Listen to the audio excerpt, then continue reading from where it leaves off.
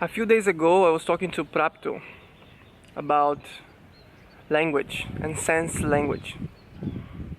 What is sense language? The language of the sense,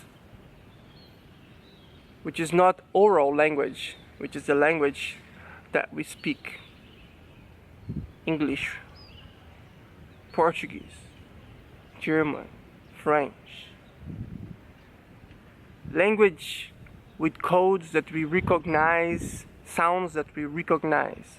But what about the sense language that we as movers are using? And especially in his practice, we were working with communication to the environment, communication to everything that exists around you. So how can you communicate without words and still feel connected? As if you were talking, like, hey ant, hey ground, hey sun, hey tree, how are you doing? Here we are, hey arm, hey shoulder. Wow, we are constantly in communication with our sense. Maybe it has to do with the left and right side of the brain. Some people say that the left side is logic and the right side is more sensing or emotional. And Prapto said, we as dancers should be in a place where we don't need to translate words in movement, because sense language should be enough to communicate.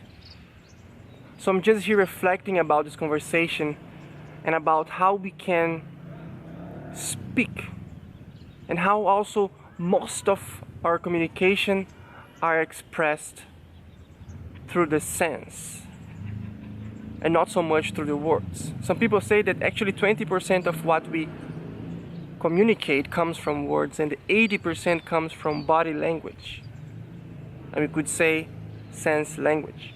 So when we move, when we use gestures or when we use sound, ooh, ha, music for example, what if I speak to you in a different language where you don't really understand the words that I say, but you understand myself in a different level. You understand who, how I get thirsty, hungry. Oh, our body has so much to communicate. And I realized that when we connect to the organs, to the gut, not only in our mind, something happens. A kind of magic happens where we start feeling ourselves outside of our minds, and even when we are thinking, we feel that there's a